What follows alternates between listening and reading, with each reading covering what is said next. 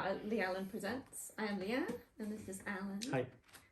And we are here with our reactions to AEW Full Gear, which took place last night. In America, yeah. Yeah, so we watched it this It was morning. like 1 a.m. for us in the UK. Yeah, and we're too old to stay up that late. Stop speaking for me, Leah. I'm definitely too old. I'm too tired all the time. So yeah, we watched it this morning, and now we're gonna let you know what we thought and our reviews and stuff. So there will be spoilers. So if you haven't watched the event yet and want to avoid spoilers, go watch that first and then come back. You can also go back and watch our predictions video, which we filmed before the event, if you want to see what we thought before happened and compare it to what we think now. Without further ado, we start with the buy-in, which was half-hour show, pre-show. It was an hour, but they kind of split it into two halves. One was a recap, and then one was what we watched. Yeah, so we watched the bit that wasn't the recap because we sort of caught up on it quite compactly, so we didn't need a recap. So the first thing, they brought Dante Martin out because it's his hometown. Yeah. So he got a big pop. He always looks so nervous, bless him.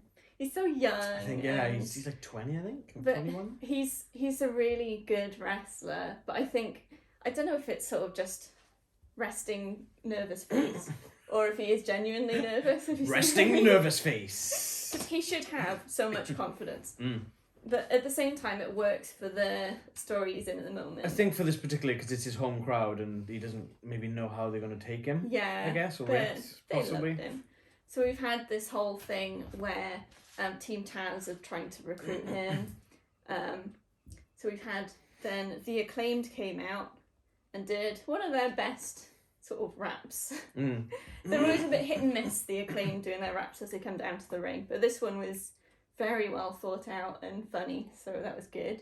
And they tried to get Dante to join them, and it looked sort of almost like it was quite a compelling argument to join them, until they said, if you don't join us, we'll break your legs and send you crying home like your brother, because his brother's out with an injury. Yeah.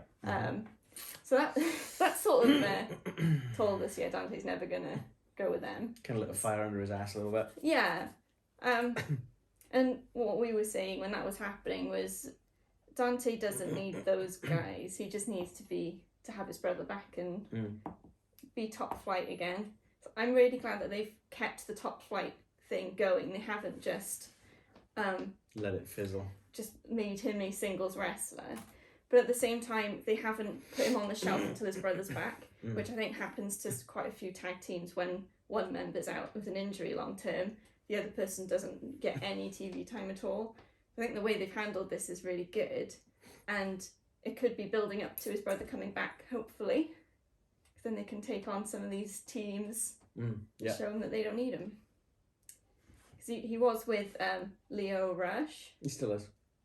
But Leo Rush wasn't at the event because of a family bereavement.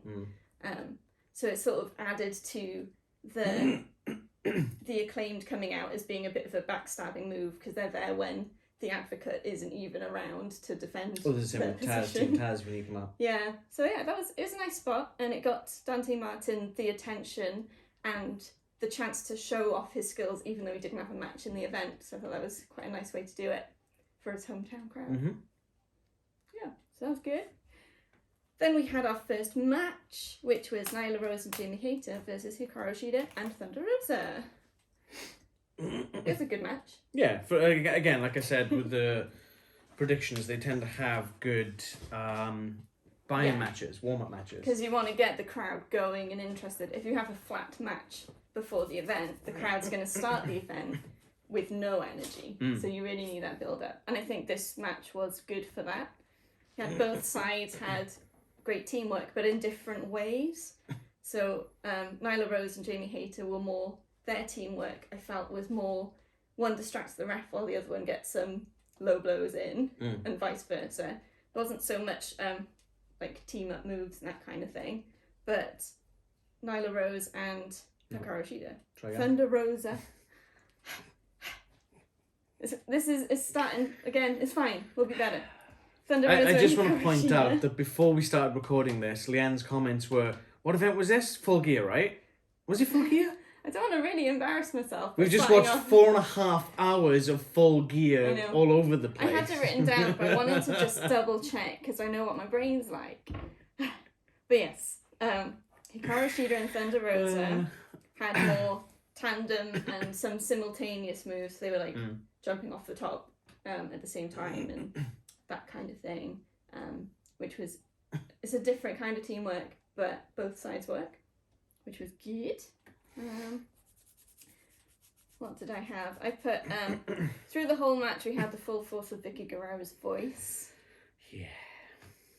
She's a great advocate, but it's that voice is so shrill. Yeah. It cuts through everything. If she was like a bank robber, they Mm-hmm. wouldn't need a glass cutter. They'd just have a scream at the glass, and it would just, Yeah, that's break. very true.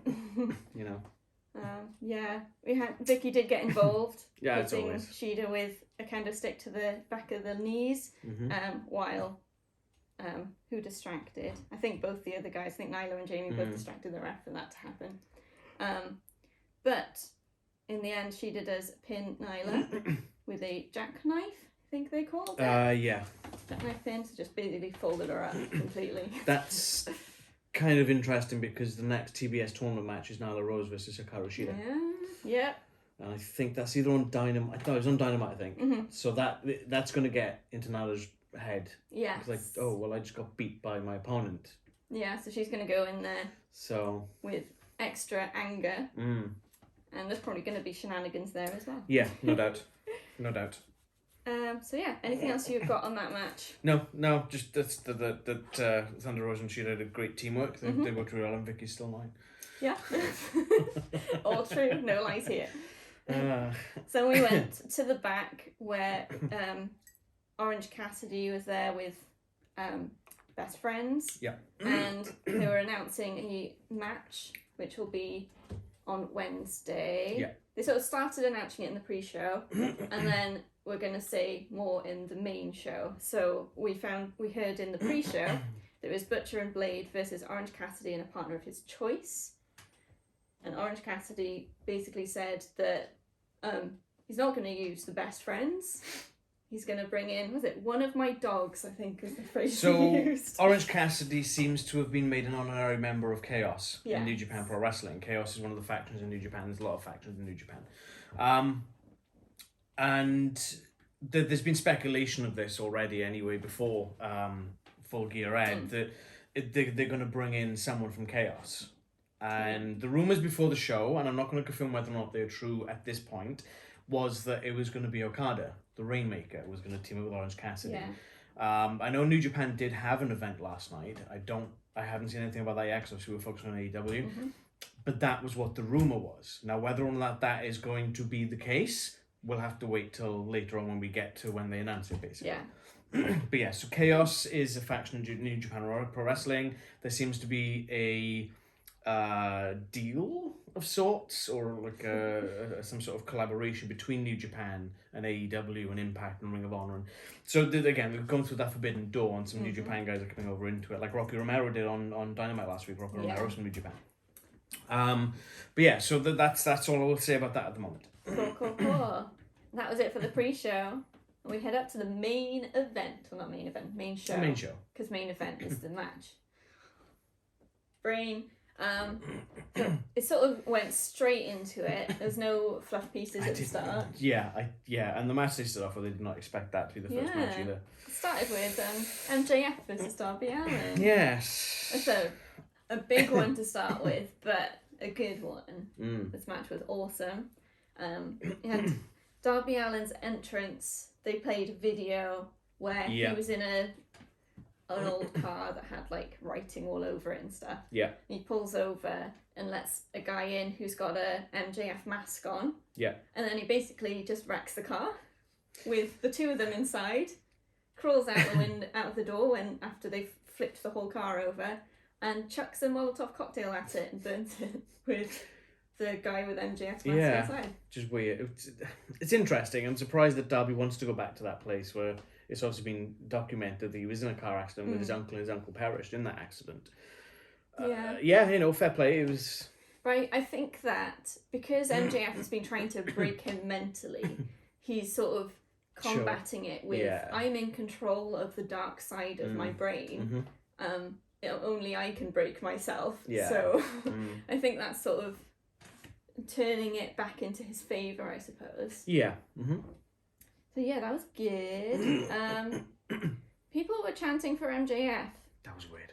It was so weird. Right from the start, you had almost equal Darby Allin and MJF chants.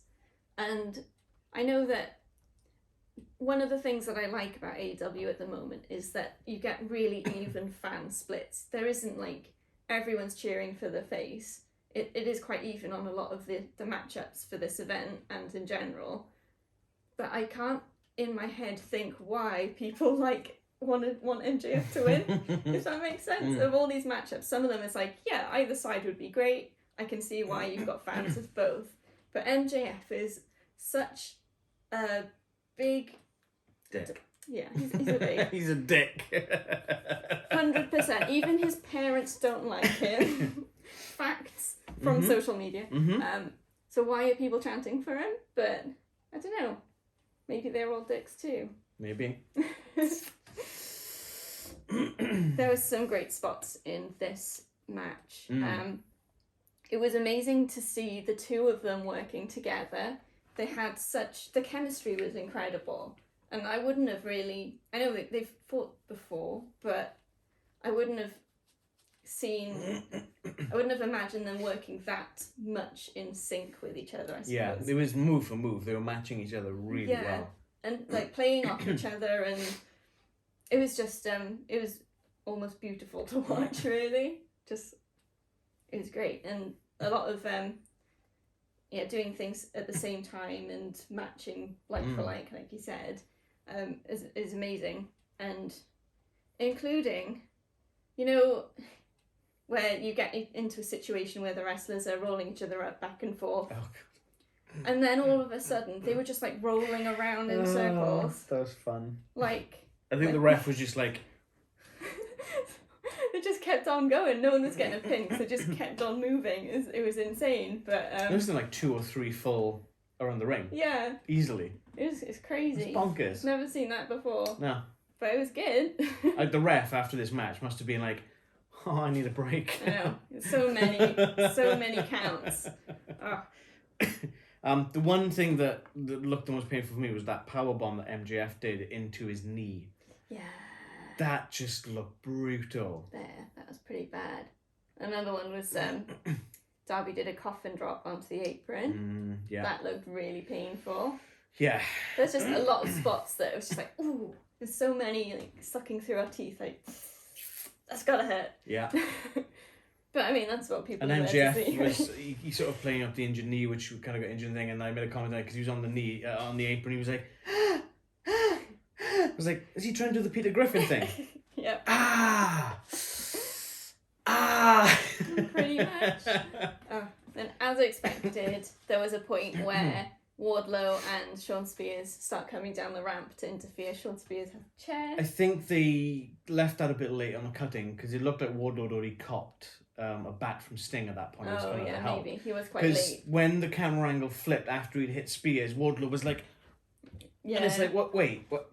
What? Huh? But in a way, it's almost better because it feels more organic. Because they might have been still fighting before they even got to the ramp. Don't know. But yeah, it was interesting. And then obviously Sting comes out and runs him off. Baseball bat to the chair. Yeah. Into Sean Spears' chest, which was quite good. Was it his chest or back? I think he did from behind him. Because he had the chair in front of him. Oh, the first one was behind him because Sean Spears was kind of holding it behind, that's right. That's over the shoulder kind of thing. Yeah, so that stopped that interference, which is good. MJF kept playing with his gear. Yeah, that was the only negative of this match was how much MJF was playing with his gear. There's some tie strings. That's not a euphemism. We mean his actual ring gear. Yeah, just to point that out. Shorts, pants, yeah, trunks, whatever they are. But yeah, he was. I was wondering afterwards whether he was doing it on purpose so that when he went to get whatever object he had hidden in there to hit Darby. So there was something that maybe it wouldn't have looked as suspicious because he'd been playing with his gear the whole time. But I mean, he was pulling wedgies out and stuff. Talking about full gear. Hey. I don't think he's going to be wearing that gear again, though. He's probably needs It looked like new gear. I don't think I've seen him wear that one before. No, maybe he needs to think a bit more about the material. I think that there was like a little pocket because something like lime green or like fluorescent green popped out a little bit. It's like like drawstring. And sort of fast forwarding to the end because sort of the Sting thing was towards the end of the match anyway. But he was concealing the dynamite ring, diamond ring in his trunks, and I think that might have been in the pocket. So I think that as he hit something, maybe it just kind of put that back in there, you know. Hey, honey, you're not getting enough attention. Hello. Yeah, so so he hits the ref was okay. Track back a little bit. So MJF gets out of the ring, goes over to the timekeeper's area and gets Darby Allin's skateboard. Oh yeah. Comes into the ring, you're like, he's gonna get himself disqualified, but he rolls it towards Darby and invites him to hit him with it. Obviously, which would end up in Darby getting disqualified. After debating for a bit, Darby decides not to, so passes the skateboard. Just hands it to the ref. Off, so the ref can go and get rid of it. At which point, when the ref's back is turned because he's getting rid of it, that's when MJF pulls out the ring. Yeah. And hits Darby with it. And after hitting him, does a side headlock takeover to pin Darby and win, which... I can beat Darby Allin with a side headlock takeover. Yeah, so... Direct quote. Saying that he can win with something, with a very simple move. But we all know that it's because he cheated. Yeah. But ref didn't see it, so it Not doesn't that that's count. going to stop MJF from using that. Oh, yeah. So, MJF wins. The one thing I really liked about this was that Darby Allin's embracing that dark side kind of thing, and so much so that I felt that there was a point where he was on the mat and he kind of had his legs underneath him, and he was just saying that, and he kind of just popped up onto his knees, Undertaker style, and I think MJF either hit him or kicked him or whatever, and he bounced back down, and then Undertaker style pop back up again, and I kind of liked that because Sting has literally gone on the record as saying he wanted his last match in WWE, or his last match full stop, to be with the Undertaker, and that never happened. No. So I think that might be a channeling of that legend, that because the Undertaker is a legend, an absolute Hall of Famer without a doubt, and I think that the dark side of that was kind of channeling part of the Undertaker, which I kind of liked. I thought that was pretty cool. Yeah, that's a good take on it. That was that match. First match of the show and a good one to start with. What's he looking at? Oh, you're looking out the window. What was next, Dan? Next was FTR versus Lucha Brothers for the Tag Team Championship. Another awesome match. Both of these are amazing tag teams. Two very different style tag teams. Yes, very much so. Yeah, I found the Lucha Brothers entrance was a bit weird. Yeah, I don't quite... They had a line of soldiers marching. I would say in step, but they were out of time with each other. They were so out. It's really bad. And then the sound of bombs. It was like a countdown or like an alarm, like an alert, like a red alert kind of thing. Yeah. So then all the soldiers sort of cower off to the sides. Like, and then, I think there's some pyro blow off as well. Yeah, and then Lucha Bros come out. It felt a bit strange, and I think for me, stranger because it's so close to Remembrance Day in the UK, where we've all been like remembering the sacrifice of the soldiers in the World Wars and any wars, and then this sort of felt like, I don't know, it felt disrespectful to me. I'm sure that wasn't what they were going for. I don't know what they were going for, but I think that's the problem. If it was a bit clearer what message they were trying to send, then it might have felt... Could it be that because it was Mexican, that the military there could be seen as the cartel? Like a state that's kind of under the rule of a dictator? And maybe that's why the Lucha Bros are against that, maybe? But then they were in camo as well. Yeah, I don't know. I don't know. It's a weird one. I'm sure that something will come out with sort of the meaning behind it and everything, or what they were going for. But I don't think it didn't quite hit right for me. No, it was weird. There we go. Stick to the headdresses. Yeah. It doesn't take away from the fact that this was a really good match. What have we got? Lots of Eddie tributes. I've got a lot of spelling mistakes in my notes. Is this autocorrect when I'm trying to write wrestlers' names? I think I only started taking notes about halfway through because it's so quick firing. Yeah, it was quite. When you get constant. really engrossed in it, and then you're halfway through, it's like I should be writing things down. Yeah, it was constant, wasn't it? Yeah, but you've got the Lucha Bros with all the flippy stuff and amazing tandem moves, and then you've got FTR with it's more hard hitting. Yeah. But still great tandem Old school moves kind of wrestling, yeah. Yeah. So that was awesome. We saw Cash tying Penta's mask to the rope. Again. And then while the ref was trying to untie him, Dax, isn't it, the other guy's name? Dax was getting some cheap kicks in. Cash Wheeler and Dax Howard. That's right. It's autocorrect. I'm trying to remember because I can't read it. But yeah, he's getting cheap kicks in. So that was very FTR-like. I think the referee was there trying to... He needs to take scissors to the ring in case it happens again. You can just cut the ropey bits off because I'm sure that's fine. He's not taking the mask off. He's just taking the tie. The face is still covered. One really cool thing was I've written down that Phoenix was running the ropes, and it's not the usual way of running the ropes. It's the you hit the ropes, and you're doing stuff in the middle. He's Phoenix tight roping. Ran on the ropes. Yeah.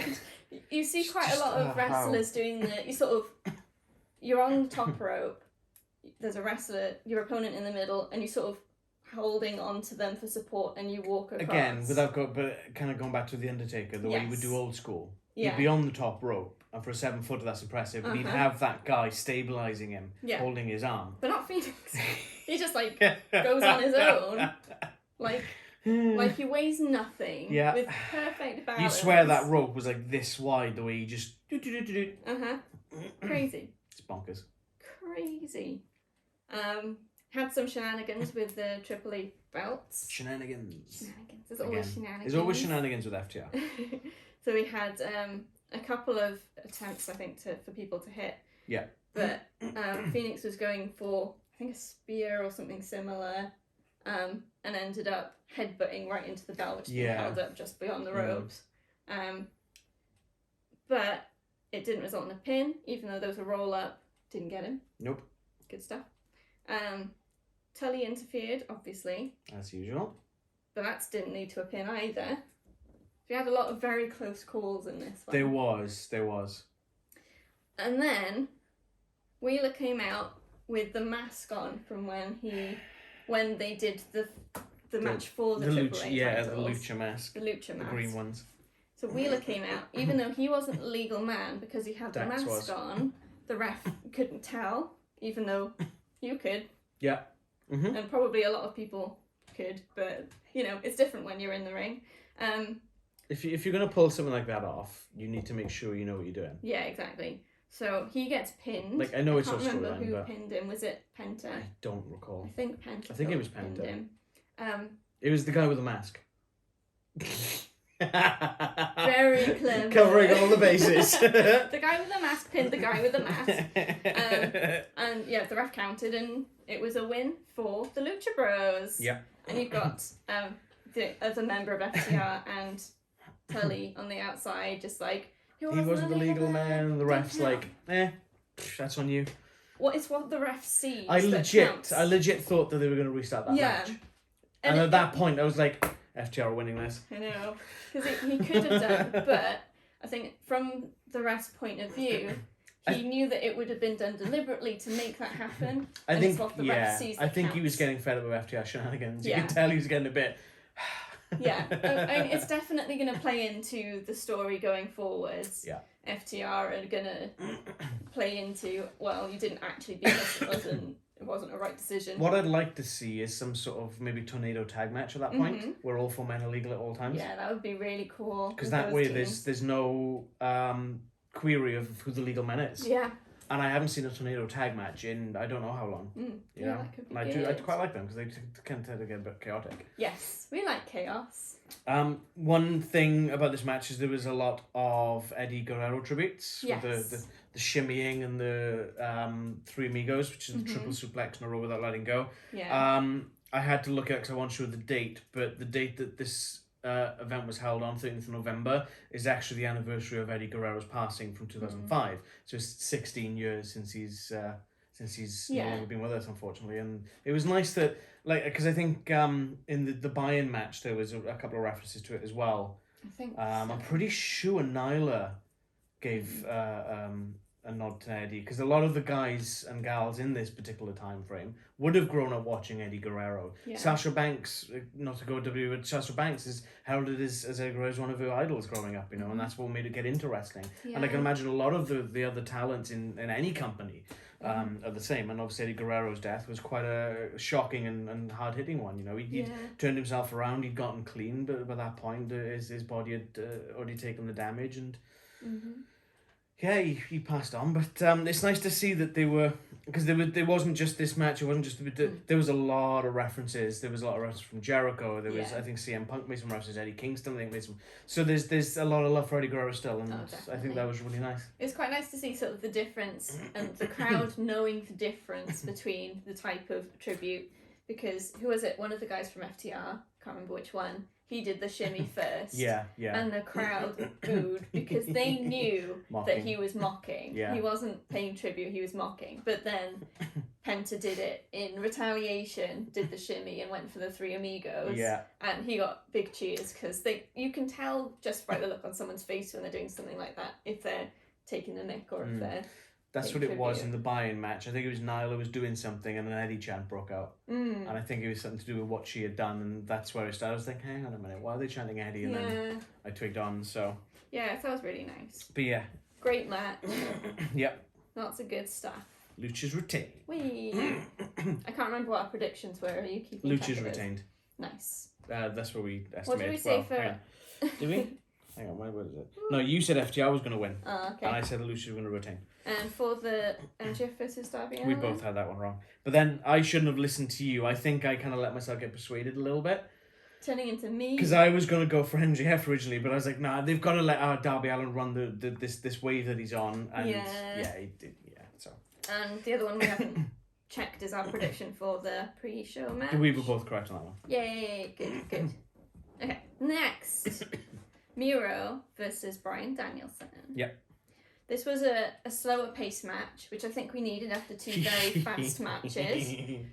Brought the pace down a bit, but still a very good match. Lots of really hard hits. Yeah. Really hard hits. I'm surprised Bryan didn't turn red. Usually he turns red so easy. There weren't as many, it wasn't a lot of chops, because there's the chops that get Danielson really red, because his chest just explodes. Yeah, it just does, it does. It was more, Miro just throwing him the length of the ring on multiple occasions, just chucking him everywhere. Brutalising him. And I think more of the strikes came from Danielson. It seemed that Miro was going for more of a ground and pound. Yes. And Daniel was trying to go high octane, which is probably the right thing to do against Miro. Yeah, I think he wouldn't have... You try and keep him off balance. Yeah, keep him... Yeah, keep hitting so he can't get you and chuck you again. So that was, awesome. Do you want?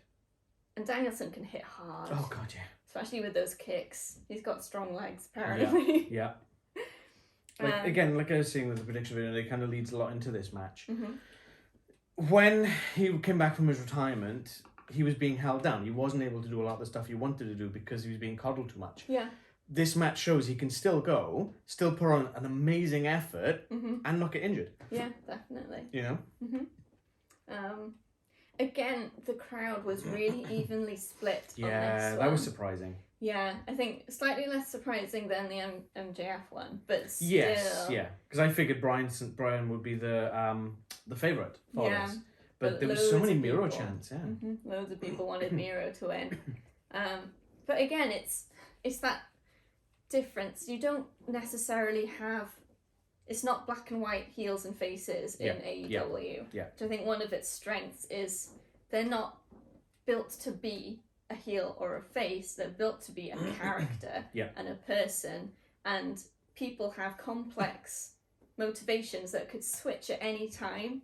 So they might do some heel-like actions, some face-like actions, and that really builds more relatability for the audience. Mm-hmm. So I think that's definitely contributing to this even split, and the crowd just deciding who they relate to more a lot of the time. Yeah. Which was awesome. There was a lot of reversing big moves and getting out of moves that are quite often finishes. Right. The Danielson got out of the game over, which is obviously a finishing move. It's so distracting. I'm trying to get him down at the camera. But Miro also got out of the lapel lock. So we're both... So distracting. Do we need to pause? No, he's fine. Rags needs pause. He's okay. He's got pause. He's got enough. He had lots of pause. So a lot of big moves, but also a lot of, I guess, heart in getting out of those big moves. I'm trying to read what I've written there. Come on, can you carry on? I haven't got a lot more. I'm onto the finishing move now. So Danielson hit a DDT from the top rope on Miro, which basically knocked him out. Then he got him in a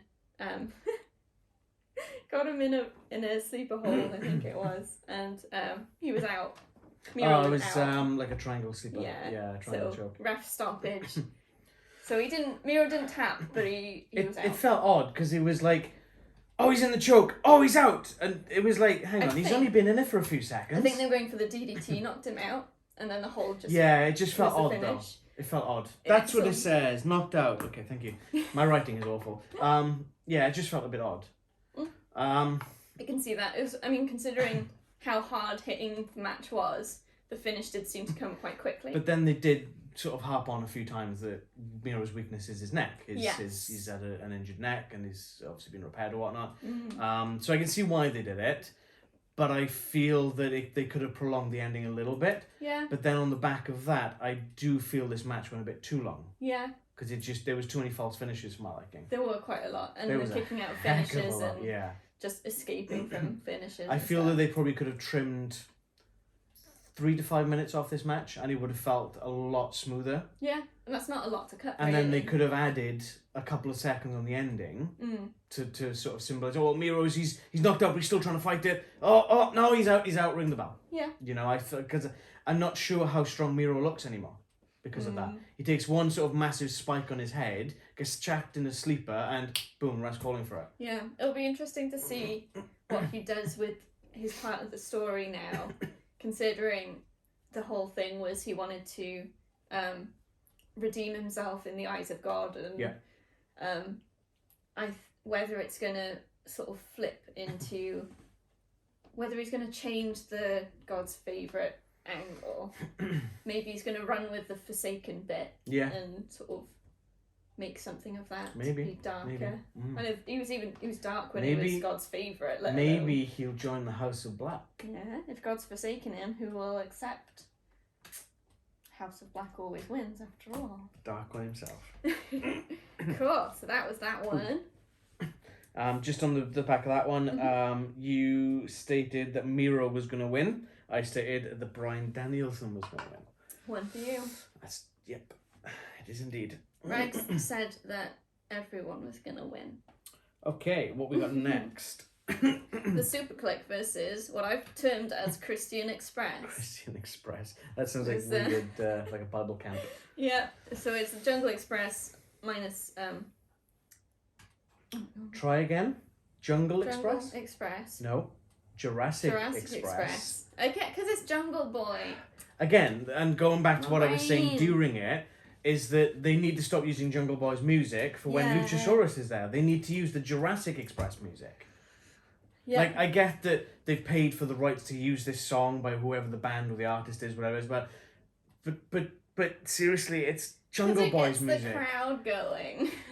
Luchasaurus is not that. Doesn't fit with him. No. But yeah, so Jungle Boy and Luchasaurus versus the Young Bucks and Adam Cole, baby. So it's all about the boom. Undisputed. So I put here non-stop spots. Oh god, yeah. It was constant. We talk about the Luchas and the FTR being constant. This match was that with the accelerator just slammed straight down. This was Falls Count Anywhere, wasn't it? Yes. Yeah, Falls Count Anywhere. So we had a 3 reps out because there's 3 on each team, and it was just constant. It was a bit like you didn't know who to watch. So it wasn't. There was some of two of the pairs are quieter while another pair is doing taking more the stuff. Spotlight. Yeah. But there were some bits where it was just everyone doing stuff. Everyone. It's hard to know what to watch, but it was amazing. There were quite a lot of moments where wrestlers on both sides got too comfortable or were pandering to the crowd too much and regretted it because they got their comeuppance. Yeah. It was quite good to see because I'd expect that from the Young Bucks because they have that huge confidence and Adam Cole as well. It's that flamboyance, spots where it'll stop at the middle of the ring to do Adam Cole, baby. But I didn't quite expect it so much from Jungle Boy, but he was lapping it up, hitting moves and then just like pandering to the crowd for a minute and then getting hit because he was taking his eye off the ball. But I guess his confidence is building and maybe he's working that into the character. So that was interesting. No. What? No. What have you got? Something's auto-corrected to cafe and I don't know what it was. Cage? Maybe, yes. Okay. I've got Cafe and Nick Jackson in the crowd. Yeah, Nick Christian Cage. Cage. Cage is a word. Maybe it was a typo. So yeah, they split off and went into the crowd. Quite high up in the crowd, because it's obviously tiered seating. Yeah. It looked like they were way at the top. Or at least. I don't think they were like on the top of the first tier, I think. But a fair distance away. Because they had that camera angle where he was pointing down and he was like, whoa. It looked so far. And like, if one of them trips, they're going to tumble down the stairs and break a neck or something. Yeah, that's pretty rough. Yeah. We had Christian doing a crossbody off the sort of, it's an doorway thing. Yeah. I've put balcony, but it was like a doorway. Yeah. But they're quite high because you've got the seating above them as well. So that looked pretty good.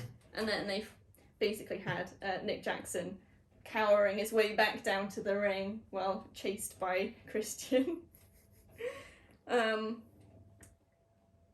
Yeah, so they got some thumbtacks. Thumbtacks are always fun because it's obviously no DQ. Yep. They got a bag out from under the ring. Yeah. And put thumbtacks in Jungle Boy's mouth. Yeah. Which seems to be a popular move lately at AEW. And then did the whole camel clutch, kissing Adam's cheeks. Yeah, wild. And then double super kick to the mouth with thumbtacks in it. And imagine swallowing thumbtacks. Yeah. Because I don't know how they can make sure they get them all out of their mouth. So obviously when the kick happens, you spit as many as you can out. But they're going to be like stuck, or you're going to swallow some, and that can't be good for you. They must be doctored. If it's going in the mouth, they've got to be doctored, right? Yeah, right. It's like jelly thumbtacks or something.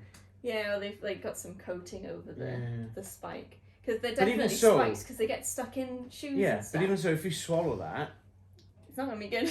Like, it's going to cut up your throat. I don't believe that they put them on the mat in this one, so I don't think any get stuck anywhere. No. So I think these might have been special. Maybe, because there were some that ended up just on the mat just as you spit them out. Because you can't just put a handful in someone's mouth and not drop some. Mm-hmm. Yeah, I don't know. Thumbtacks have always felt like they can't hurt that much, but when they're in your mouth, it's like it's delicate. You say that, but then one thumbtack might be like, okay, that stings. But if you're falling into like 3 dozen of them, but then people sleep on beds of nails and they're all right. Well, there's a masochist, so you know. I think there's a thing with the way you lower yourself onto them is fine, but if you get slammed into it, that's not going to be fun for anyone. It's not full weight, just So we end up with everyone fighting up to the top of the ramp onto the stage. The entranceway. We get Adam Cole. Hang on.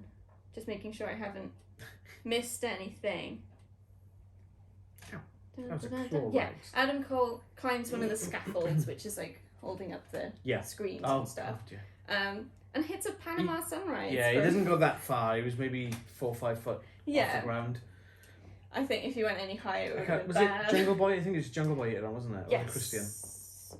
It wasn't Luchasaurus. I definitely wasn't Luchasaurus. He was one of the two small guys. I'm pretty sure it was Jungle Boy because he was kind of on his face for a lot of that time. Yeah, I think it was. I think it was Jungle Boy. That looked brutal. It did. We had Adam Cole produces another bag, which he pulls out thumbtack knee pads. So we think he's been doing some handicrafts in the bag. He's moonlighting for Blue Peter. Yeah. Here's one I made earlier.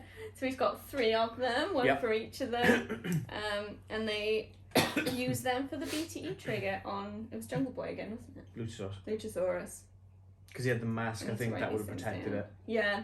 So one thing I noticed that probably isn't significant at all, Adam Cole was on the right knee, both the Young Bucks on the left noticed knee. that. I did notice that. I know everyone's got a different dominant leg, which isn't always the same as a dominant hand, but... I was expecting them all to be on the same leg, and I saw Adam Cole, and I'm like, yeah. Huh, okay. Yeah, probably But then not I think that's the right knee is the one he uses to hit that last shot. Yeah. The knee to the back of the head. Yeah, so I expect that the Young Bucks are used to hitting that with the left.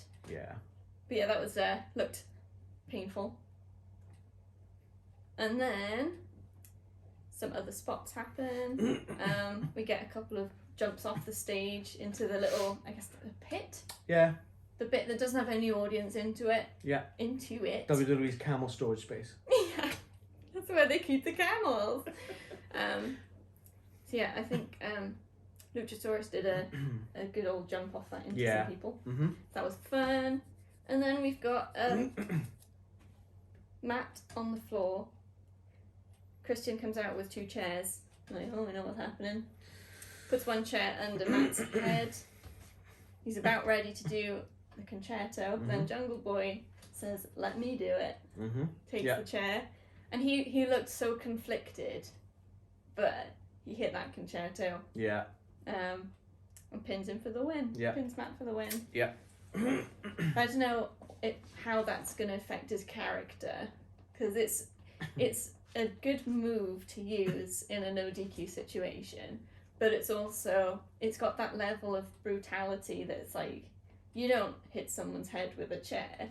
And I know that they do it in a safe way in sports entertainment, but that sort of idea of you're hitting someone's head with a chair into another chair, it's that level of brutality which I don't think Jungle Boy's character is really suited for in this form. Yeah. So I don't know whether it's going to change things. See what's going forward, I guess. Yeah. Good match. Yeah. Good match. The only thing, again, like I said with the prediction video, I kind of figured this was going to be the case. It wasn't really anywhere match because it still remained inside the confines of the arena where the ring was. Yes. They went up into the crowd. And they went up onto the stage, but they're places where action happens How quite about often. backstage? How about streets? Yeah. You know? Even again, concession stand. I would have liked to seen a bit more variety on that one.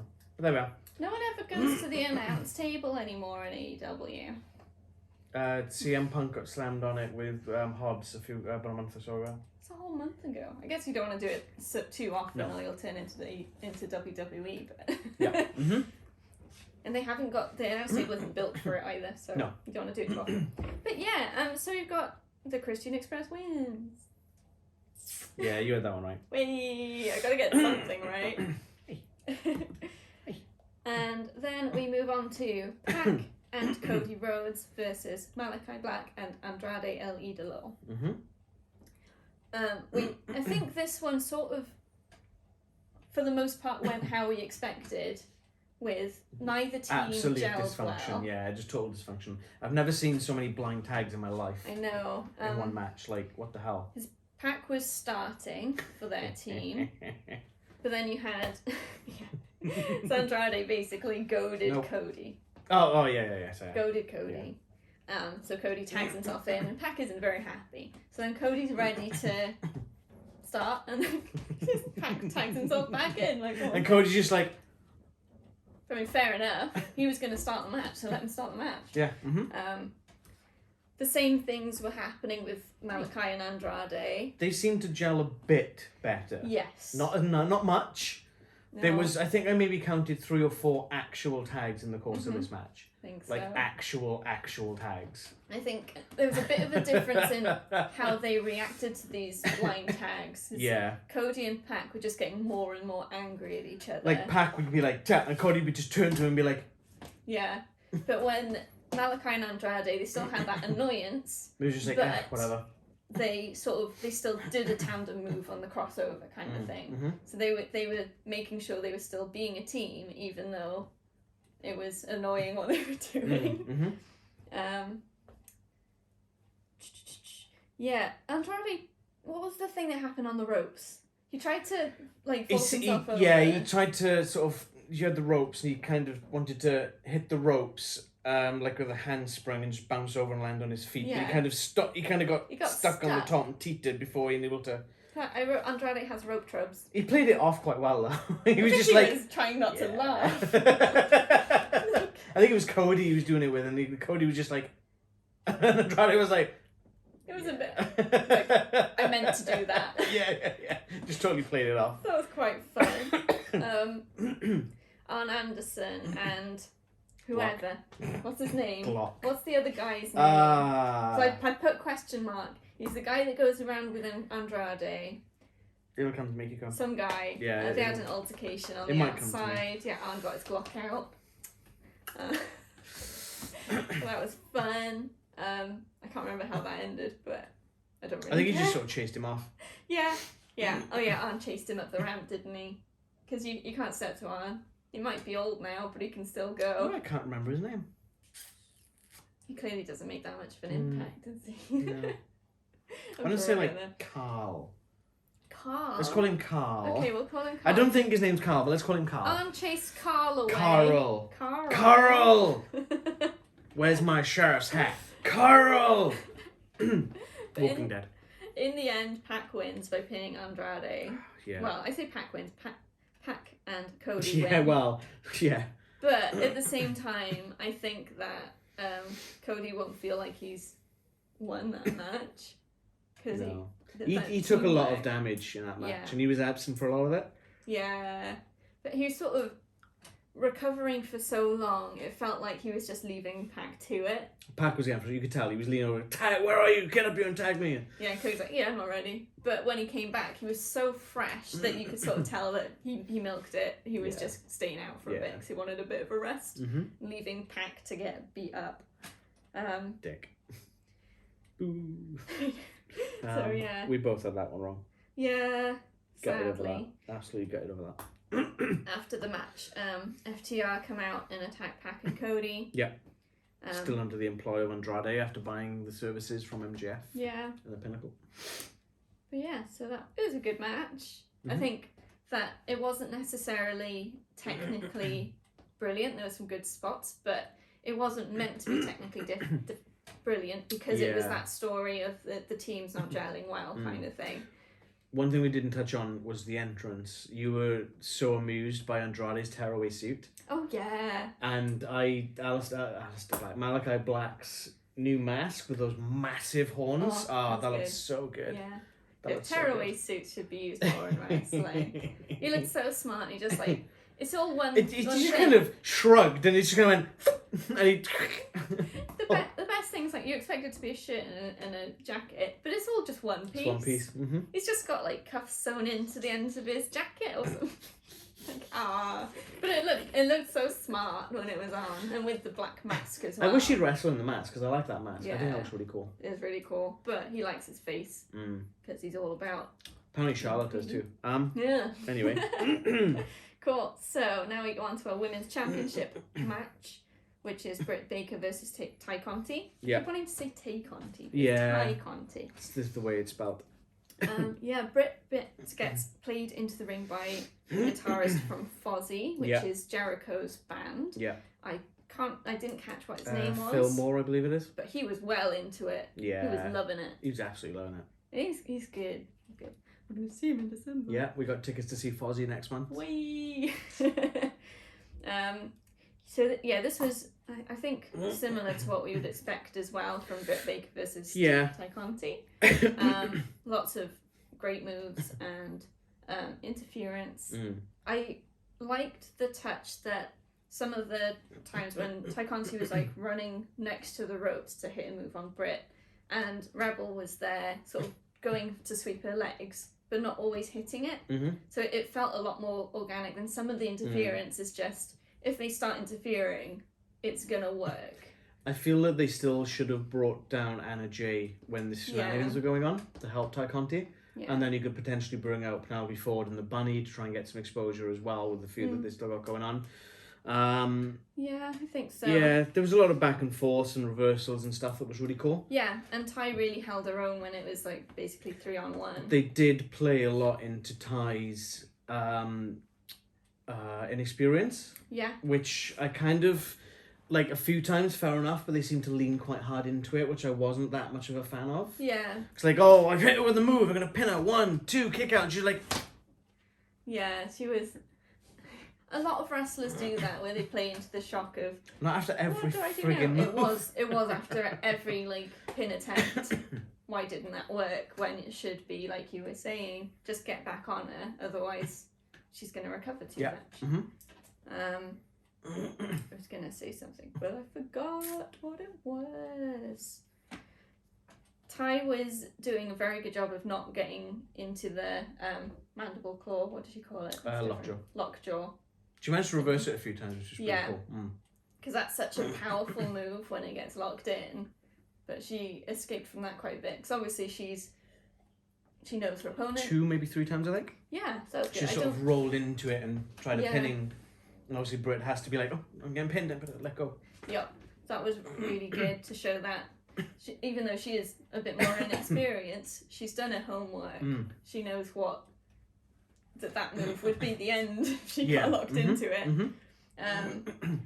But yeah, Britt wins with just a roll up in the end. Yeah. Which was kind of sad. There were a lot of close calls. Yeah, there was a few times I thought Ty actually had it. Yeah, but it was a roll up. But what was good to see was that even though there was quite a lot of interference, overall Britt won clean. Yeah. There wasn't any shenanigans. No low blows to win. It was close calls and then a roll up, and that was it. That was the end. So that was quite nice to see that it's not always shenanigans that let Britt win. She's good in her own right. Yeah. Good match. Britt retains. We both said Ty Conti on that one, so again, I think I listened to you a bit too much on that. I think for that one, for both of us, it was pretty much a we want this. Yeah. All right, next, CM Punk versus Eddie Kingston. This was great. I really enjoyed this one. It was this exactly what it says on the tin. Yeah, it was a straight up brawl I've written there. Just for the bell, just that sort of spinning back fist, and just Punk's like, and the rest like, what just happened? I guess it started already.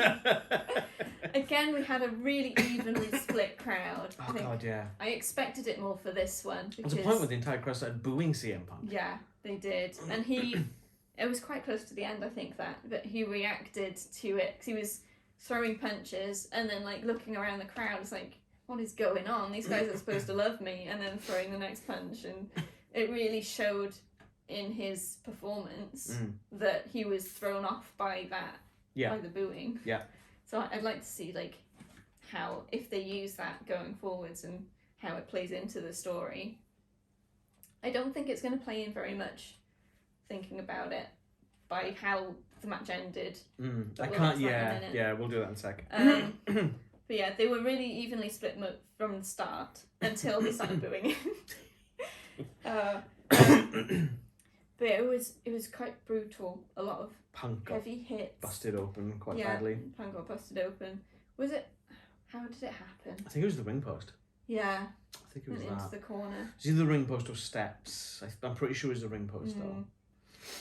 Because he kind of dropped, went to the apron, and sort of, he obviously bladed, but he come up and he's like, whoa, there's blood. Hello. A lot of it, and then you've got Kingston basically like getting blood off his he kind face. of wiped and wall painted it, and it's like, oh, there we go. Hepatitis Central. That did make me think they must have to get mandatory testing. Usually, yeah, usually. The ref had his gloves on. Yeah. Well, there was a point, again, not to derail and go back to WWE, but just while this is prevalent about blood, Undertaker was fighting Randy Orton and his father Bob Orton, going back years and years and years ago.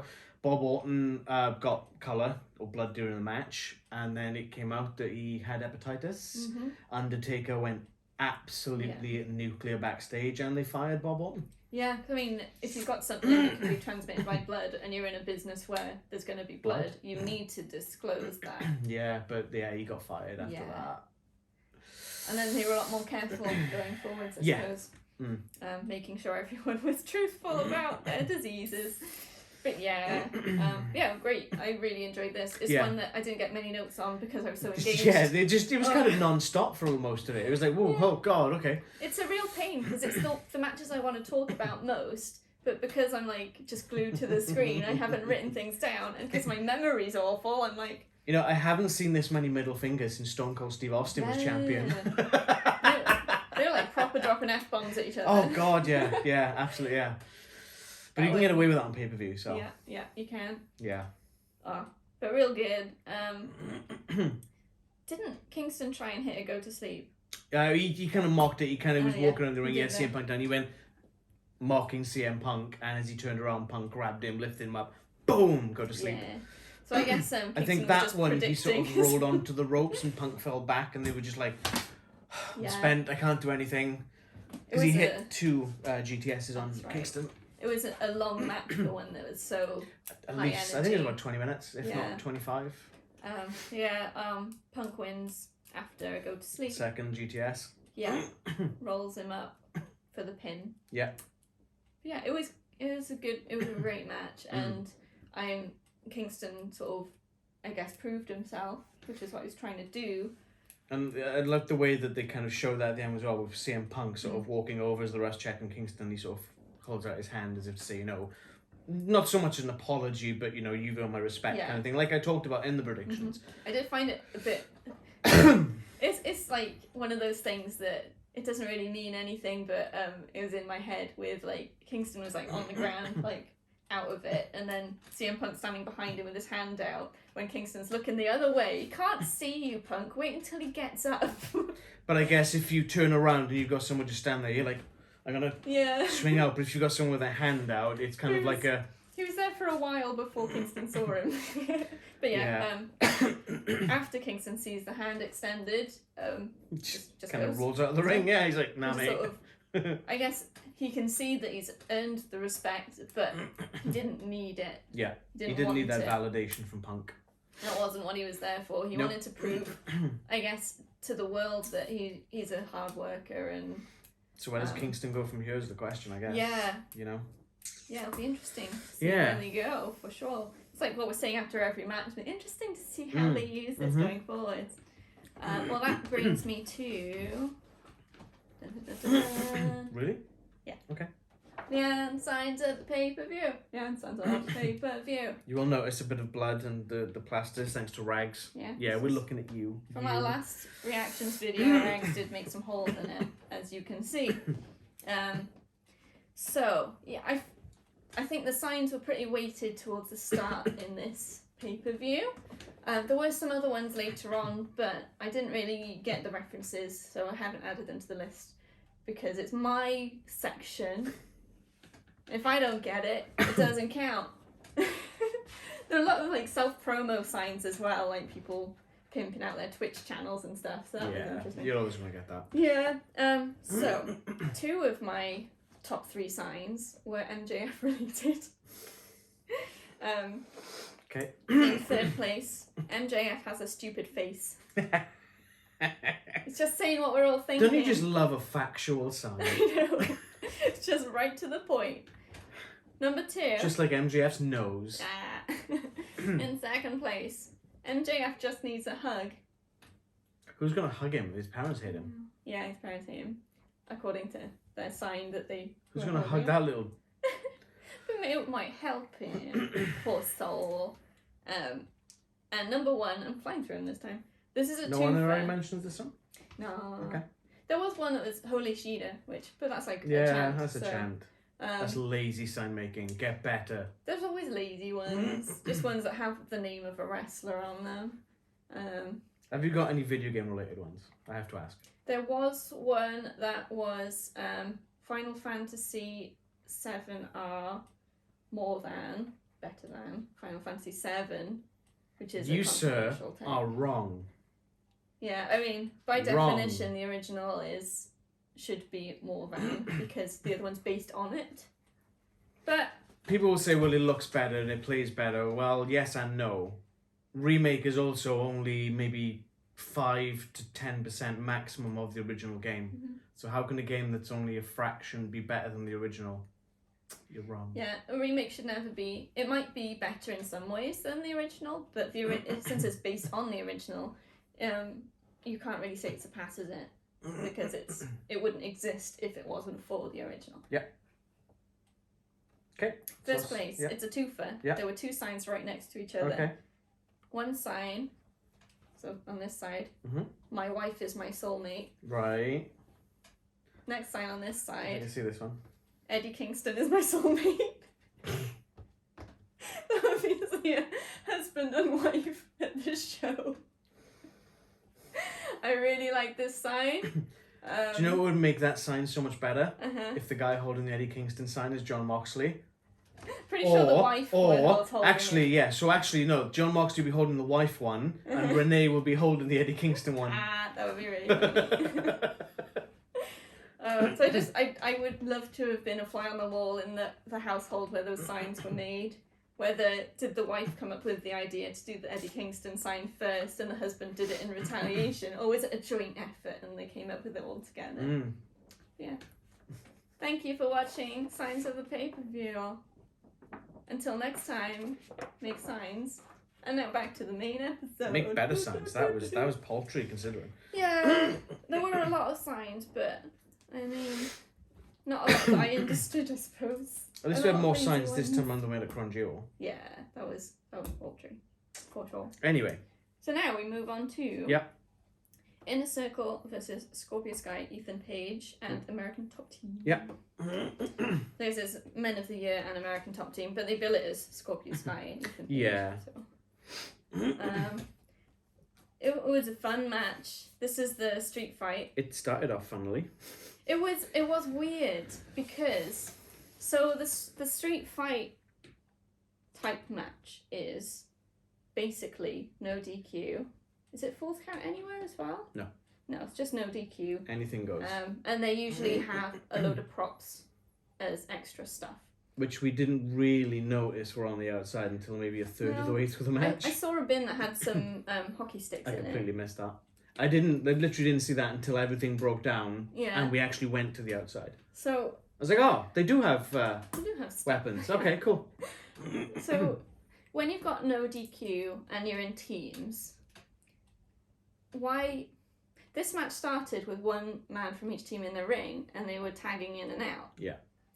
But if there's no DQ, then why are you tagging? Because there's no legal man. Anyone can pin anyone in a street fight. But it wasn't just they were tagging because it was like a habit, because the ref was counting Actually tags. counting it, yeah. Mm-hmm. So it was a bit...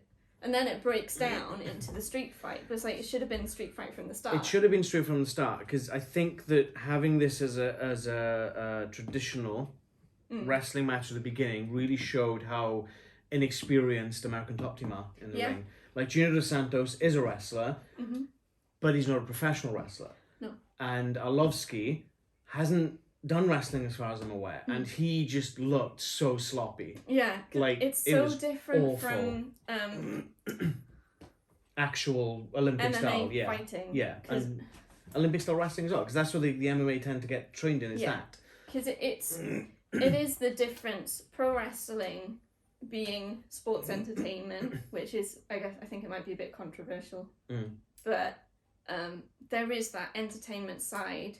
The selling shots and things rather than actually hitting and trying to damage each other. Oh, he's shaking the table.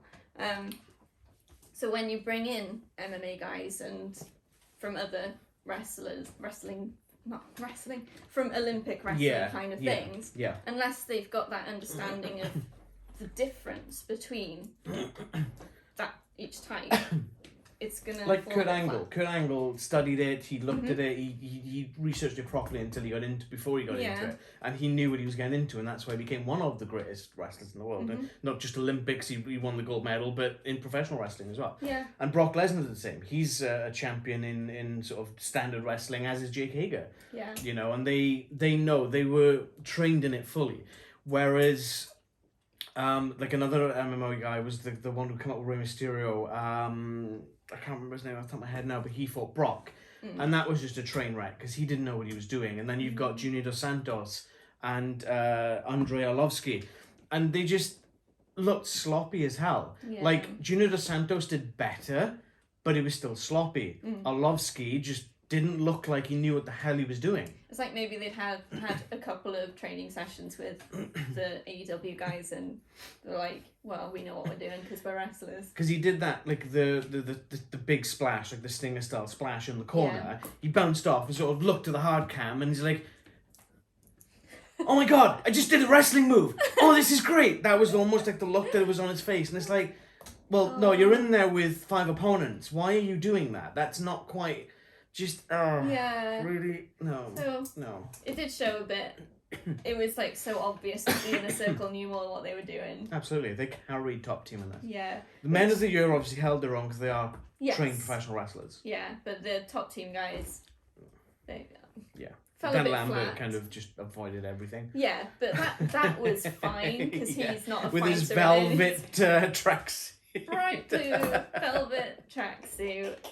Velvet look. I don't think it would be actual, but that was funny. And there was that one point where Dan Lambert was the only man in the ring, and everyone else was sort of down on the outside, and he was like yelling at the hard cam, "I'm the winner, me!" You just see like Jericho, like a shark coming up into the ring in the background. Like you would be the winner. You're only the only man standing because you've avoided everyone. And it's that realization, that slow turn he did was pure gold. You just sort of like a... That was great. It was good. I think he really did play the character well. To 7 L's and back. So there were hockey sticks, there were steel pipes. That can we just take a moment and reflect for the poor life of that trash can. That trash can got pummeled. It was used so many times and thrown into so many people's heads. If that had been beaten one more time, it'd probably be as flat as a piece of paper. It was just, it was wrecked. It would never have stood up. It's gone. We had tables, we had ladders. Sammy Guevara off that ladder. Yeah, it was into the ladder. Or was that a different No, one? the tall, yeah, the one where Scorpio Sky was on the table. Massive ladder set up on the outside. 12, maybe 15-foot ladder? Table, right from the top. Because you had, I can't remember who from Inner Circle was holding that ladder, but Aubrey slid out the ring to hold it as well, because he was quite rickety. And Sammy just straight to the top. Amazing. That was rough. That looked like a nasty bump. It would have hurt everyone involved, but it looked great. And that camera angle, just like with the light behind. It's pretty good. Yeah. There was it in this one? There was a rough spot with a ladder where I think it was Sammy again. Did something. No, that was Christian. Okay. Because you said he could have broken his ankle. Because he went to suplex Superclick onto it, and he landed leg first. I think he misjudged it. Yeah, I think they were too close to the ladder for it. I think it was Christian. Missed that. Sorry. Go watch it yourself. Another thing that was fun about this match is most of the weapons were sporting equipment. But somehow, Jake Hager, I got his name right, Jake Hager, he found a toaster. The little toaster that could. He's just like conking people with a toaster. I saw a great image, like whenever someone signs with AEW, it's like, such and such is all elite, like Jericho is all elite, or Scorpio Sky is all elite, or whatever. And I saw an image of the brave little toaster is all elite, and I'll try and pop it into the video here, and it looks so cute. Cute. But yeah, that was like one thing, and I was like, oh, there's just a toaster with all this sports equipment, okay. But then later on, he came out, he had a bundt cake tin, He's using that. It's like everyone else is on sports and he's on cooking. I love that, like, Tony Schiavone, and I think it was, or Excalibur was like, oh yeah, I know all about this. There's a cooking section, and the bunting was created in Minneapolis, which is where they are. And it's like, where's this coming from? You know? History of bunt cakes. I wanted them to literally pull out like a toaster grill next. Yeah. Like an actual grill from a... I wanted a frying pan. Frying pans are the ultimate weapon. ECW, that's what you're going to watch for that. Or just a saucepan. Just imagine putting a big spoon, like a big wooden spoon, massive saucepan, over someone's head. Clang, clang, clang. Ring that dinner bell. So I don't think Hager used any of the sports equipment. It was just the cooking stuff. It is sports equipment. Yeah, well, he went up to the top and did I think it was a double axe handle off the top. Mm-hmm. And he's a big guy. Now, you're going to have to help me with the name of this guy. He was in the audience. Mm-hmm. The guy who did the Iron Claw. Oh, Baron von Raschke. Von Raschke. Baron von Raschke. Yes. So they announced before this match that he was in the crowd and he did the claw symbol and everyone around him was like, ah, claw! It was amazing. And then... I think it was Ethan Page. Yeah, Ethan Page. Because Jake Hager's wife was in the crowd next to Baron von Raschke. It's like, you enjoying the match? Getting right in her face. And Baron von Raschke's there, and he's just like, and he just gets the claw on Ethan Page. So the crowd good. goes wild. It's one thing having a wrestling legend in the crowd. It's another thing really getting him involved. And this is a sort of match that you can do that. Yeah. Which is quite rare, really. And he was pretty cool. so into it. Yeah, loved he loved it. Welcome back. You still got it. So yeah. What have we got here? There was a moment where Santana and Ortiz had the Men of the Year, both in a submission. Okay, hang on. Let's see if I can work it out. So you had one of the Men of the Year on the bottom. Ethan Page was on the bottom. Ethan Page, and then... Scorpio Sky. Scorpio Sky on the top. On the top. Like, sandwiching... Yeah.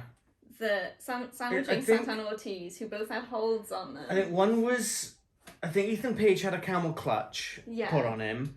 And then the other member of Proud and Powerful comes in and he's got Scorpio Sky on the back and he's stretching him out.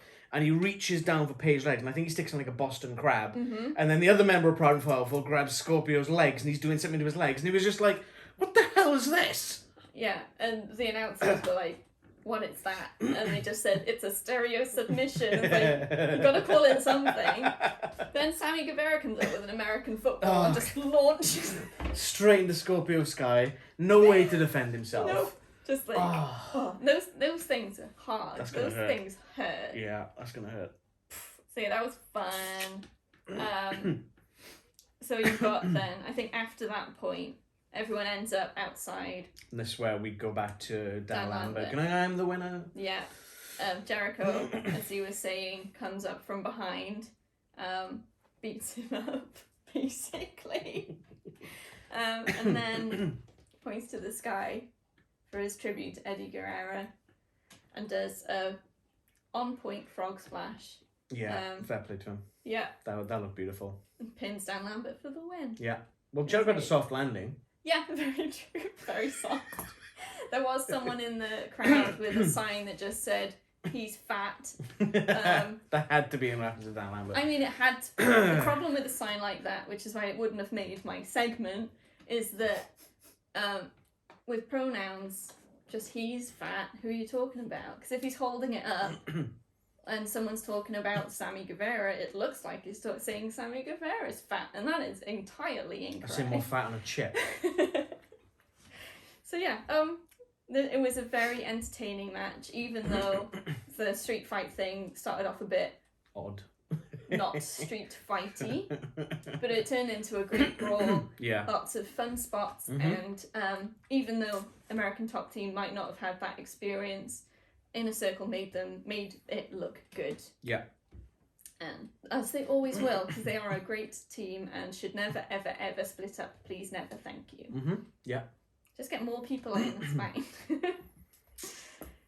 What's Cool. Next, we had the announcement for the match that was Butcher and Blade versus Cassidy and... Yeah. I didn't quite catch the full name. I'm hoping Tomohiro you did. Ishii. from Chaos. See, I did not write that down. So everyone was expecting Okada. I was expecting Okada, the Rainmaker, but they pulled a swerve. Tomohiro Ishii is going to be on Dynamite this coming Wednesday, teaming with Orange Cassidy. That's going to be a great match. Yeah. Tomohiro Ishii is a big guy. Cool. So that should be quite hard-hitting, considering Butcher... is it Butcher or Blade? I think it's Butcher is the bigger one. They're both pretty big. Yeah. But I mean, like, one of them's got more mass than... I think it's Butcher. I think so, Him and Ishii going at each other is going to be great. Yeah, cool. Yeah. I haven't seen any of I still work, so. would love to have seen Okada. Just be like, hey, yeah. Guess what? But then there's still the potential for running. You know? Very true. That'd be great. I think it's interesting to see how Orange Cassidy would work with any wrestler because of his very unique style. And he can go, but when he applies himself, when he tries. But for just like any wrestler that would come in and just be on a tag team with him all of a sudden, it's interesting to see how they're gonna interact and what that dynamic's gonna be like. So that'll be interesting, and that's gonna be on Wednesday Dynamite. I think. Yes. Yep, that's right. Wait, so that's good. And then we had another announcement. Tony Schiavone on stage saying they had a special guest who is joining AEW. It's sort of... I don't think he specifically said it as in he's signing with, but it became apparent later on. No, they did say, like, such and such is All Elite. Yeah, that was like at one point. Yeah. So it started out like special guest is here. Just to preface this a little bit, I don't know if I mentioned this in the predictions video. Ring of Honor Wrestling is another sort of independent company. And they announced the big independents. Yeah, they're well established. They've been going for probably 20 or so years, give or take. There are a lot of guys like Samoa Joe, Daniel Bryanson. How you got both names. Wow, I got that completely wrong. Bryan Danielson.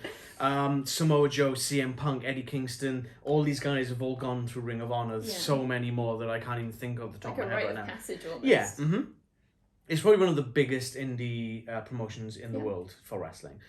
And they announced maybe 2 weeks ago, I think it was, that at the end of this year they're taking a brief hiatus until April due to COVID. They've obviously not getting as much because they can't get the fans in. So they're taking a brief hiatus. They're going to revamp the entire product and start fresh from April. As such, anyone who's under contract is free to work anywhere else in that time period. And then that's obviously where this announcement happens. So, Jay Lethal, former Ring of Honor champion, former Impact Wrestling champion. Very experienced wrestler. 20 years. Were immediately chanting Lethal. He is so good. And I mentioned this when he came out. There was a point in Impact Wrestling where he started doing what's called Black Machismo, where he'd come out as a black Macho Man Randy Savage. And his Macho Man impersonation is on frickin' point. I hope we get to hear it. Ooh, like a little teaser. That would be good. Ooh, that'd be great. I mean, as soon as they started saying his name, your face when we were watching. Jay Lethal was like, what? No way. And that's how I knew this was big news, because I don't know Ring of Honor very well, and I knew him first off from Impact, and then he went to Ring of Honor. Became a complete a-hole in terms of the character. I can't remember the name of the faction he started, but they were full on heels. He got the title and he just ran with it, and he's solid gold. He's amazing. I'm looking forward to it. So he came out, got on the mic and said that he'd heard that there's an open challenge for the TNT title, which is held currently by Sammy Guevara. And I think he did point out something like, I would have said let's do it tonight, but he's just had one heck of a match in the ring, so I'm not going to do it, so how about Wednesday? And then out comes Sammy. Yeah, and they face off. It was quite nice, that nod. I felt like he didn't have to say anything about the match that Sammy just wrestled. It felt like it was I really enjoyed that match, good job, but without necessarily saying it. So that felt quite nice. But so Sammy and Jay, I'm just going to call Lethal, because that sounds cooler than Jay, faced off. That good old, just like getting in each other's faces and smack talking. And then some refs came out. One of them said, "Not now," and they just lead Sammy back out. Riggs. It's okay. Come on, Riggs carry on. wants to challenge for the TNT title, apparently. Yeah, that was good. Exciting stuff happening. Yep. As always in AEW. There's a lot of names I'd like to see come up from Ring of Honor, but this is probably run long already, so I'm not going to get into that. Yeah. So then we move on to our main event. We've got an interesting autocorrect on my phone again. Oh no. Kenny has been changed to Kent. Kenny Omega versus Hangman Adam Page. Yep. Yeah. So this was the one we've all been waiting for. This has been building for like a year, 2 years, whatever it is. And it's the match that I think the two of us were the most at odds about. Because you are Kenny boy through and through. Oh, yeah, yeah. I love Kenny, and he is for sure one of, if not the best wrestler. You can't argue with PWI. He is the best wrestler in the world. But also, I love Hangman Adam Page and his character and his just everything. She likes drunks. I'm not a drunk. So yeah, we start off with Hangman's entrance was just amazing. We had a video, like a drone shot of a completely empty street outside the arena, which had obviously been blocked off for the purposes. You see like there's a sort of tunnel bridge thing leading to the arena, and you see the Dark Order just running like, come on, let's go, as if they're like on their way to the match, so they do not want to miss it. And then you pan down to the end of the street, and you get Hangman Adam Page riding in on a horse, like a proper cowboy. Yeah. Cowboy shiznit. Some tumbleweed rolled across. You had the sort of like the electronic screens that you get outside stadiums and in towns and things, playing basically the smack talk that's gone between Kenny and Hangman and the sort of build-up stuff. You had traffic signs that were saying cowboy shiznit. It was just really, I feel like the whoever put that package together had a great time doing it. It was the same team that put Adam Page's title card up. Yeah, which you could tell because the title card said... Do you remember what it said? No, not specifically. We're proud of you. Yeah, the graphics team. Yeah, which was just, it's so nice. It's that sense of humour that's brought into it, which is just lovely. There was one thing that you pointed out that sort of took it down a bit. It broke the illusion. That when Page came out, he wasn't wearing the same ring gear as he was in the video, which is, it kind of breaks the illusion, because it literally said on the billboard, right now, for the Kenny Omega versus Adam Page right now. And I'm sure there's a reason for it, but it's not something that's difficult to do to make sure to keep that continuity going. So it's a bit of a shame, but it was a great package and a great entrance, so I'm happy. Yeah. This is another one where the notes are a bit sparse because it was an I awesome didn't take any match. notes on this one. It was amazing. Both guys are just incredible. I told you, best bout machine. Kenny Omega. Best bout machine and cowboy shiznit. Cowboy shiznit. The crowd He did look drunk though. The crowd was quite even again, wasn't it? Yeah, well... There was a lot of... I think it was leaning towards Hangman. It was more for Hangman. There were some chants for Omega, but I think he's definitely established himself as heel. Yeah. So, apart from Alan, who was cheering from all the way. I know quality when I see it. Yeah, I mean, he is great, but so yeah, lots of great moves and more heavy hitting, but not like Kingston and Punk. No. More of a technical wrestling hitting. Yes. Lots of knees. Lots of knees. Yeah. Lots of clotheslines and suplexes and snapdragons. Buckshot lariats. V-triggers. And Hangman pulled off a one-winged angel after Kenny didn't manage to do it. Which was just perfect for me and torture for this one. But who kicked out of the one-winged angel? Yeah. But he didn't even get one on Hangman. Because he's too tall. He really shouldn't have. He shouldn't have It was tried. a lapse of judgment. It's a lapse of judgment. He shouldn't have even tried to do it, basically. This was the only match on the card where we had a ref bump. Yeah. Ref was too close. Like, during the street fight, the ref did get knocked. Oh, yeah, he was so... Yeah. But it was as I was saying, how does the ref stay out of the way in this match? And then he got knocked. Yeah. Maybe he doesn't. But we had the ref bump because Hangman was going for the buckshot lariat. Kenny put the ref in the way. The referee was right next to Kenny. Yeah, and Kenny grabbed him and moved him in front of him. That's the referee's problem. He shouldn't be that close. Simple as. See what I have to put up with? See, if the referee wasn't there, Kenny would have seen it and he would have ducked. He wasn't in the way. He was literally this close to Kenny. You can't see it. He would have gotten hit by it anyway, so Kenny figured, why the hell not? So the ref's down. Then some stuff happens, and I missed what happened, but... we see Aubrey's best sprint. Oh, her best so good. Usain Bolt impersonation. Hangman had somehow got a pin on Kenny. I think he hit a buckshot. Yeah, it's probably a buckshot. It's always a buckshot. It's a good move. He's pinning. It probably would have gotten to 2 or 3 before we see Aubrey just sprinting. Full pelt. Full pelt down the ramp. Gets in there. 1, 2, kick out. So close. And if Aubrey had just been a little bit faster, but I don't think she could have physically. Oh, so it's the ref's fault now, huh? If she'd been a teeny bit faster, it would have been it, but it wasn't. We see the Young Bucks come out, looking very worse for wear after the helping each other down the ramp, basically. Well, next to Matt still had the ice pack on his neck. Yeah. After the concerto. We're just there thinking, what are they going to do? Because you expect the Young Bucks to interfere somehow. They just sort of stand around the ring looking a bit sorry for themselves. There was definitely a look on their face of, what are we going to do? What's the play? Yeah. You could see there was almost like an inner turmoil. Mm-hmm. But then Hangman goes for another buckshot lariat.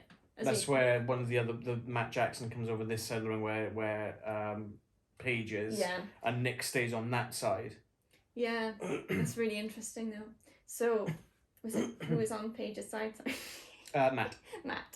So looks up at Hangman Page. They look at each other. They kind of have, they make established eye contact. Yeah, there isn't like a proper sign. It's not like a nod or anything, but it's sort of an unspoken, go for it, we're not going to stop you. Just do it. I think maybe, I don't know, respect or friendship or something. Hard to tell because it's so subtle, but it was poignant, I think.